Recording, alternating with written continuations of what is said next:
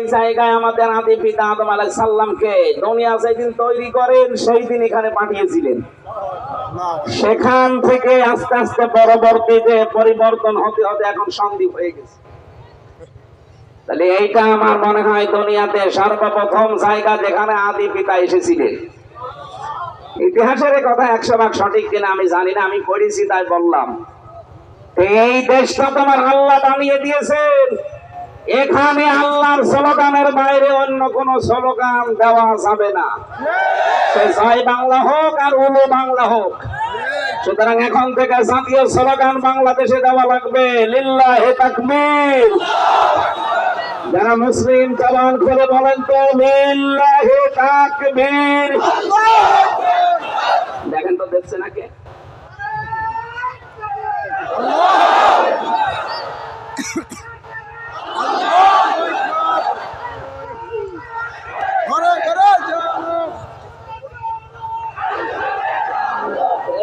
আলহামদুলিল্লাহ ভাই।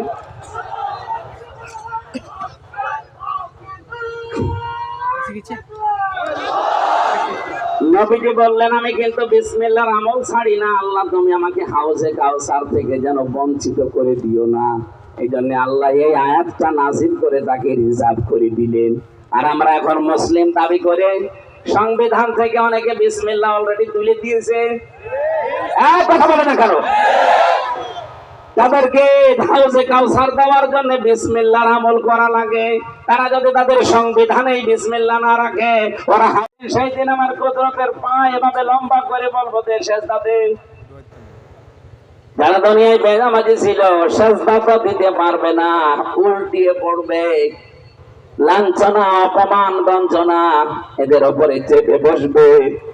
এই দৃশ্যটা একটু সামনে নিয়ে আসেন তো, যারা নামাজ পড়েন না, নামাজের শিক্ষা নেন না। প্রশ্ন আসতে পারে হুজুর নামাজ আমি পড়ি না। বাংলাদেশে বহু নামাজি আছে কিন্তু নামাজের শিক্ষা তারা নেয় না। ফাওয়াইলুল লিল মুসাল্লিন আল্লাযীনা হুম আন সালাতিহিম সাহুন। আল্লাহ বলেন ওই সমস্ত নামাজীগুলোর জন্য আক্ষেপ, আফসোস, ওরা ধ্বংস হয়ে যাক যারা নামাজ সম্পর্কে উদাসীন। নামাজ সম্পর্কে উদাসীন থাকার এখানে অর্থ চারটা। এক নম্বরে যারা নামাজে যা পড়ে বোঝে না, এই প্রকার মানুষ বাংলাদেশে নেই। কথা বলেন, আছে মানে আমরাই। এখানে যদি 5,000 মানুষ থাকে, আমার মনে হয় 4,998 জন মানুষই জানে না যে কি পড়ি নামাজে। এই সিস্টেম গুলো পাল্টাতে হবে না। 40 বছর নামাজ পড়ছেন, সূরা ফাতিহার ভেতর কি বলেছেন আপনি জানেন না? আপনি কিভাবে কি বললেন আল্লাহকে? এমনকি আল্লাহু আকবার মানে কি তাও জানে না। কি কথা বলছেন না? যদি আল্লাহু আকবার মানে কি আপনি জানতেন, তাহলে যুগ্ম কমিশনার হিন্দু বেটা মালায়ন বিপ্লব কুমার সরকার আগস্টের 5 তারিখের আগে 3 তারিখে ঘোষণা দিয়েছিল নারায়ে তাকবীর আল্লাহু আকবার, এটা জামাত ইসলামের স্লোগান, এই দেশে এটা চলবে না। 96% মুসলমানের এই দেশে একটা মালায়ন কথা বলতে পারে? বলেন বলেন। জয় বাংলা যারা স্লোগান দিচ্ছেন, এটা আপনি ইতিহাস ঘাটেন। বদরের যুদ্ধে যে লোকটার নাম আমরা শুনি, পরবর্তীতে তিনি সাহাবী হয়েছিলেন, আবু সুফিয়ান রাদিয়াল্লাহু তাআলা আনহু। সেই লোকটা তখন কাফেরদের পক্ষে ছিল। ওই সময় সে ওদের দলের লোককে উদ্বুদ্ধ করার জন্য উলু হবল এরকম শব্দ উচ্চারণ করত। উলু মানে উচ্চ, উলু মানে কি? এই কথা বলছে না কেন? আর হবল ওদের দেবতার নাম। ওদের দেবতার নামকে উঁচা করতো, আর ওদের ভেতরে একটা স্পিরিট আসতো।